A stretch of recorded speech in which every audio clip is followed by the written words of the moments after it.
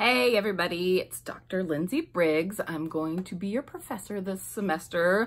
Sorry we don't get to meet in person or see each other in person if we've already met before. Life in the time of COVID, eh?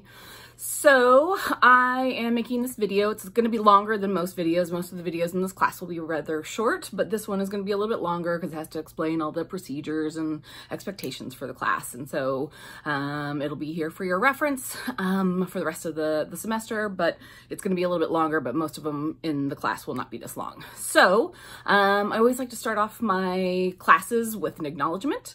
The land that we learn on, so I was going to say we're on, but we're all in different places. The land that Chico State is on is the original land of the PHHA people. The PHHA are a local tribe who were the original inhabitants of this land before John Bildwell came and discovered Chico, which really meant he came and annihilated the people who lived here and then claimed it for himself. And so it's really important to me. I will talk about this later, but I'm Native American, and as a Native American, it's really important that we acknowledge the long history of genocide and annihilation of peoples that have happened in this country. And so this is just one way to let you know as an FYI that we are on PHHA land. We have worked hard over the past decade or two at Chico State to get better tribal relations with the local PHHA tribe, and we have a pretty functional, good relationship with them now. But it's just really important to acknowledge that, you know, without the PHHA people, we wouldn't even be here and learning at this great institution, okay? So, warning and disclaimer, this is a really emotionally challenging class. I always tell people if your mental health right now is not great, you're going to need to take extra care in this class. Because there is a lot of stuff that we're going to talk about. This class is multi-focused, and so part of it is talking about sort of mental health in general, the public health system as it is related to mental health, but a lot of it is also looking at your own mental health and how do you care for your mental health and how can you as a future professional make sure that your mental health stays in check. And so we're going to discuss lots of issues, both macro and micro in terms of mental health, and for some people that can be a really hard sort of thing to do. It might be even more challenging right now, as we know mental health is a big issue with being alone or being quarantined and not having our social outlets as we do.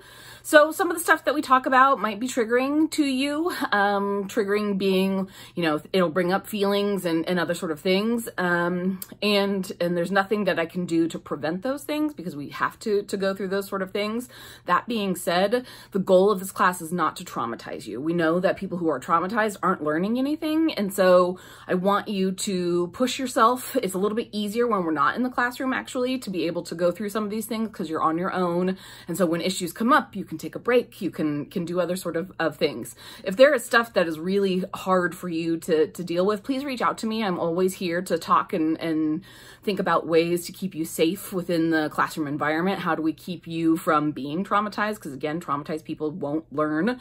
But that doesn't mean we avoid things because mental health and education is not about avoiding things. It's about having a super healthy sort of connection with them and working through those sort of things. So if you have any concerns, if you're struggling, please reach out to me. I know it's harder since we're online, but I am available a lot. And so you can always reach out with any sort of issues that you have, whether it be class-wise or just sort of life-wise. Okay. So a little bit about me, if you don't know me, my name is Dr. Lindsay Briggs. You can just call me Lindsay. I know for some people that's kind of weird, but you can call me Lindsay because I'm a very casual sort of person. I have a PhD in health behavior from the Indiana University School of Public Health. And so health behavior specifically looks at why do people do the things that they do and how does that affect their health. And so I have a major focus in sexuality, and my minor focus was in mental and emotional health and health equity sort of issues. And so those are all the things I teach here at Chico State. And so this is pretty much right up in my wheelhouse about these sort of things. I also have a MPH, so a Master's in Public Health from the Indiana University School of Medicine, which is at a different campus at the School of Medicine. My MPH was a clinical MPH, and so That is different than a lot of the people in our department. It was mainly focused on talking about clinical sort of settings. And so how do you work in doctor's office? How do you work in other sort of things? So if you ever want to ask questions about grad school, MPH programs, other sort of things, I'm happy to talk with you about those sort of things. Finally, I have a bachelor's degree in international studies and international politics and Asian studies, which doesn't have a lot to do with this class. I just thought it sounded cool when I was an undergrad, and so that's what I did. And it was cool, but it has not a lot to do, at least with this class. I've been working in public health for 15 years in a variety of settings. So academic, obviously, as we are now, nonprofit, I've done government work, I've done volunteer work. And so I have a pretty wide variety of experiences that I can talk from as it relates to different sort of aspects of mental and emotional health. I've been working in sexual health specifically for 14 years, and a lot of that has to do with mental and emotional health because our sexual health is really important and integrated with our mental and emotional health. I do a lot of work in Africa. I've been to Africa 11 or 12 times in the past 14 years. I did my dissertation there, and so I have a lot of expertise in Africa. Again, not directly related to this class, but just something interesting if you ever have questions about study abroad or other sort of things, I'm happy to answer those. I'm very casual, I'm very laid back in terms of my personality. I always like to warn people, don't confuse that with being laid back and a pushover when it comes to the academic sort of rigor and rules. Those things are very serious, and they're things that I am pretty stringent about. I'm always happy to work with you, but I'm not somebody who is laid back and you can just sort of walk all over. I will totally smile at you and be friendly with you, but that doesn't mean I'm going to give you easy grades just because. And so just keep that sort of in mind. I'm from Indiana. That is my home base town, even though I've lived in California for about half of my life. I have a family of, nuclear family, parents. I'm the oldest of 3 girls, and so that comes out a lot in my personality of being the oldest child. My parents are no longer married. They each have their own spouses, and we're a pretty happy blended sort of family. I'm queer as heck. My wife is Andrea. She is the Chief Technology Officer over at Butte College. She's the love of my life. We have 2 kiddos, Lauren and Trevor, who are also the lights of our lives. And I have 2 nephews who are just adorable and precious, and I love them so much. And finally, although I have sort of a white presentation, I am part Native American. I come from the Leech Lake Band of the Ojibwa. My mom is a member of the tribe. And so Native American issues are very important to me. So even though I very much receive white privilege and other sort of things, I do have some cultural background that is really important to me, and that will come up at several points throughout the semester talking about different issues. We're animal nuts, me and my wife. We have lots of animals, cats, dogs, a bunny, 2 pigs, 2 goats, and a pony. And so we have a regular menagerie of lots of animals because we're animal nuts. I'm vegan. I'm super vegan. If you ever have questions about veganism or you want to know anything about being vegan, I'm happy to talk your face off about that because I'm totally one of those super vegans. That being said, I don't judge you if you're not. My wife is not vegan. I always tell her that's on her conscience, not on mine. And so you don't have to be vegan. It's just a fun fact about me. The Goo Goo Dolls are my favorite band. I love them so much. I think I've seen them 23 times in concert, met them several times. That is one of the few things that makes me truly blissfully happy in this world. I am radical. I am a super radical feminist, anarchist, about as far left as you can get kind of person. I tell you that because it's an important sort of thing for you to know about me. A lot of people like to say like, oh, I'm totally unbiased in my classroom and blah, blah, blah, blah, blah.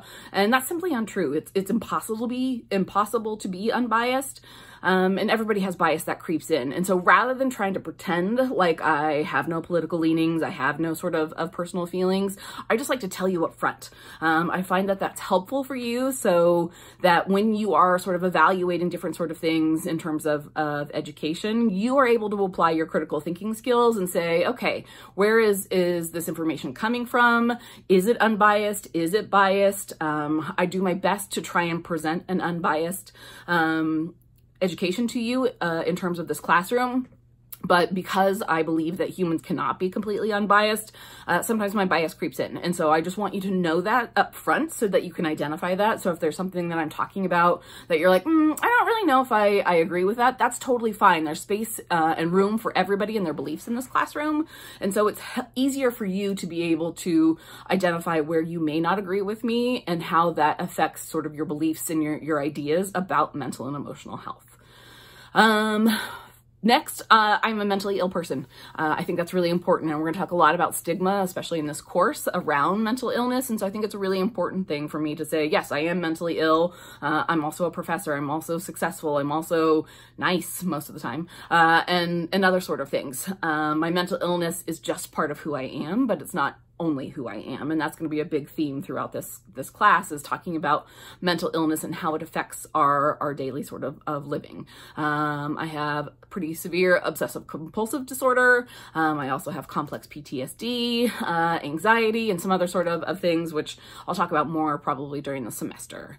Fun fact, I love memes. If you ever have to tell me something that you're nervous about telling me, send it with a meme and it'll probably go over well. If you're like, hey, I screwed up this thing, here's a meme, and how can I fix this? It will always go over much better with that. If I could communicate only in memes, I probably would.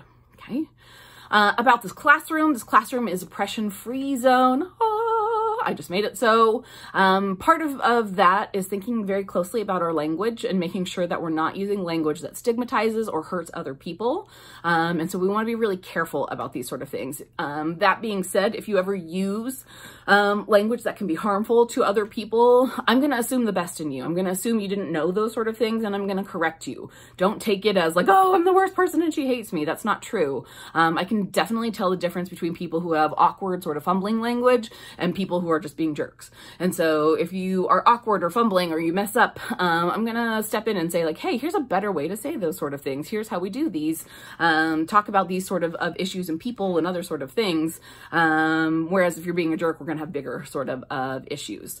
That said, we celebrate all diversity in this classroom. When we think about diversity, people often think about race, ethnicity, which is part of diversity, but also we are respectful of people's religious beliefs, whether you have them or you don't have them, what kind of religious beliefs you have, your sexual identity, your gender presentation, your physical ability, and especially your mental ability. We know that mental illness is an ability that can affect part of your life, and we celebrate that. And we don't inherently think that there's something wrong with people with mental illness.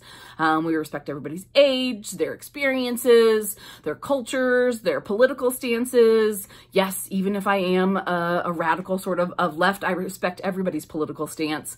And I ask that you critically think and you bring evidence to the classroom, but I also don't ask you to think like me. And we respect everybody's political sort of background here. Size diversity, also important, all sorts of different sort of things. So for this classroom, the most important thing is that you behave as an adult, and I'll treat you as an adult. This is college and not junior high. It's not any other sort of thing. And so I expect you to be able to read directions, ask questions if you have them, but also not to need to needle you and do all sorts of other sort of things, because I assume that you're adult. And I also won't ask you to do stupid things, which is a big part of my class. I think that busy work and other sort of things just to demonstrate, you know, that you're paying attention is not a super great way to treat people. And so everything that I ask you to do in this class is actually worthwhile, and there is a purpose to it. Okay. Hopefully we'll have a relaxed and safe atmosphere. It's weird since we're online. We don't really have the community that we usually have, but we will create as much community as we can online, and hopefully it will be safe and comfortable so that everybody can feel free to share their experiences, share their perspectives, but also ask questions and explore the world of mental and emotional health, because it's a really important one to think about. Respect is the most important thing. Respect yourselves first, respect each other, and then respect me. If we can all come from a place of respect, we're going to get along just fine here, regardless of whether we agree or disagree on certain topics. You always have a right to pass. I always like to say that it's different in an online environment, but I never want to make you do something, again, that is going to harm you. And so I'm never going to make you do anything. Yeah, sometimes there are things that we have to do with grading and other things that will have consequences. But I never want to put you on the spot and make you feel uncomfortable about doing something. And so share what you feel comfortable sharing. But if you also feel like, nope, I just want to give you sort of the basics, then that's okay too. Okay. And finally, I hope that we can have some fun and we can be open-minded. We're going to talk about a lot of really stigmatized, deep sort of issues that you may have perspectives on. And I'm going to try and give you different perspectives and other ways to think about different things. And so I think it's an important class to have an open mind and say like, hey, I've never considered that before. And then we're going to laugh sometimes because sometimes mental health is funny. And we're not laughing at mental health, but we're laughing and being like, wow, aren't our brains crazy? And this is how they work, right? So a note about reading, there's a lot of reading in this course. It is a 400 level course. It's expected that most of you are juniors and seniors, and you are therefore A, competent, and B, you need to have a lot of information because this class is something that you'll carry on into your careers, and it has a lot of important information. There is a lot of reading each week. Most of the reading is pretty easy, popular press sort of stuff. Articles from internet sites and other sort of things. The book that we're reading is a straightforward, easy sort of read. But it is important that you keep up to date on all those readings because that's a really important part of the learning process. So keep that in mind as we go through that. I have these expectations that you are reading. There will be ways that I check in some, but only you will know whether or not the reading that you're doing is up to par. Speaking of the book, we have only one book for this class. We don't have a textbook because textbook companies are a racket and I don't believe in them. And so we have one book that's a nonfiction book. You can get it on Amazon. You can get it in a used bookstore. Most likely it is a nonfiction book. It's written by a journalist named Pete Early. He is a great advocate for mental health, and it's a story about his son who goes through a mental health crisis, but also he connects it to the larger sort of public health system of mental health. You can find it for $11 or less. You can get it in a hardback, soft cover. You could get it in an ebook. You could get it in an audiobook if you're really not into reading. I've listened to it in an audiobook format, and it's really great. And so any format that works for you is fine for me. The rest of the readings are all going to be freely available through the class, either through internet links or through PDFs of different sort of things. And so $11 or less investment, and we're good to go. Okay. The syllabus has a ton of information in it. It's a very long document. And so always check there first to see if you can find answers to your questions. If you've genuinely looked through the syllabus, you've looked through the stuff that I've put on Blackboard and you can't figure out what the answer is, sure, go ahead and send me a message either via email or via Remind. But other than that, make sure you first check your resources because I spent a lot of time putting those together. Everything will be turned in on Blackboard, which is pretty much inherent since we're online this semester. Communication can happen either via email or Remind, or if you want to set up a face-to-face, we can do a Zoom session. Last semester, I had very few people ever come to my Zoom office hours, and so I decided it wasn't a good use of my time to just sit there online. And so if you want to talk to me, I'm super happy to do that, but we'll just set up an appointment to do that. I'm pretty much on my iPhone a lot, and so if you send me an email or send me a message on Remind, I'll get right back to you. I always say, give me 24 hours, but it's usually much quicker than that. I don't accept late work. Again, you're going to have all of the expectations for the semester lined out in your syllabus, and so you know those sort of things. And so I need you to stay on track because that will help us to have a better relationship and a better sort of a balance between work life and self-care. And so make sure that you turn things in when they are, everything's clearly and appropriately marked. I use the Blackboard gradebook quite extensively. And so I have a 2-week rule, which says once I post a grade, you have 2 weeks to check it, address it, and that's part of holding you accountable as an adult, is to look over those sort of things. If I haven't put something in the grade book because I'm behind in grading, which sometimes happens, then that clock doesn't start. But once I put something in the grade book, you have 2 weeks to address it. I'm human. Sometimes I make mistakes. Maybe I put a 2 in when I meant to put a 20. I'm happy to fix those sort of things. But what I don't want is for you to be, 4 months down the the road and be like, hey, remember 4 months ago? And I'll be like, yeah, no, I really don't remember 4 months ago. That was a long time ago. And so stay on top of those sort of things so we can address them quickly. This is an asynchronous class, which is probably now your least favorite word. But asynchronous means we don't have a specific time that we get together with everybody on Zoom or doing all these other sort of things. Part of that is personal preference. I live in the country. I live outside of Chico, and we have terrible internet connection. And so Zoom lectures are hard to do because our connection isn't really great. Also, I believe in a lot of flexibility. And so I want you to be able to design your life with some sort of guidance in terms of each week we have things that are due. But yeah, if you get up early and you want to do your work early, great. If you want to get up late and do your work at midnight, that's fine too. Whatever works for you. And so asynchronous means we'll be here, we'll be interacting, but we don't have to be all doing the same thing at the same time for the entirety of the semester. If you have any ARC accommodations or other sort of religious observations that you need to observe during the semester, please let me know. I'm happy to accommodate those. I find most people don't need those accommodations from me because of how my classroom operates, especially now that we're being online. But if you ever do, I'm happy to accommodate those. Just reach out to me, okay? Finally, academic integrity is the most important thing to me. Cheating and plagiarizing, I think are about the worst things that you can do in an academic environment. It's very disrespectful to yourself. It's disrespectful to education. It's disrespectful for me. And so the one and only way that you could really get me to hate you would be to be a big plagiarizer and cheater. So let's just not do that, and we'll all get along quite well. So in terms of what this class is going to expect of you, each week you're going to have some weekly discussion posts based on the readings that you have to do. You're also going to get some lectures each week and some activities, and so you'll have 15 class activities to complete for points.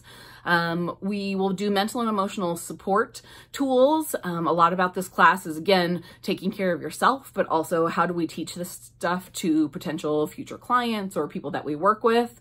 And so a lot of that will be trying out different sort of things. I'll talk more about that in those sections.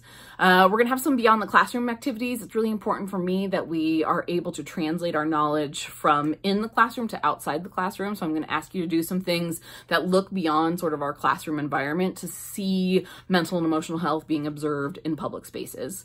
You're going to do a wrap, which is going to be the biggest part of the semester. This will take place of a midterm. I don't believe in testing, and so your wrap will be the equivalent of a midterm. Your wrap is going to be a wellness recovery action plan, and I'll talk a little bit more about that in 2 weeks.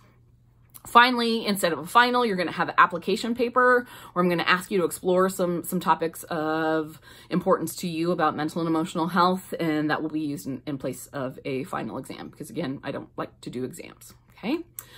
My last thing that I like to talk about is sexual assault. I talk about it in most areas of my life because I think it's really important and we don't talk about it enough, especially at Chico State where sexual assault is a very common occurrence. Title IX is the federal program that protects people from gender-based violence, and sexual assault is a gender-based violence occurrence. And so we do have a Title IX office that is there to protect you. If you have ever been a victim of sexual assault, or if you think you have, whether it's past, present, or way past, I am here to talk to you. Most people on campus are mandated reporters, which means they have to tell the university when somebody discloses sexual violence. I'm actually a confidential source because of my background and training. And so if you come to me and tell me those sort of things, I'm going to help you and I'm going to do what's best for you. And so we'll work through that together. We'll talk about what does that look like? What are the resources available to you? But I'm always here to be a listening ear regardless of when sexual violence has happened. Finally, the thing I like to talk the most about, which is what is the precursor to sexual violence, is consent. Consent is really important. Consent is necessary. And it's actually required each and every time that you touch another human's body.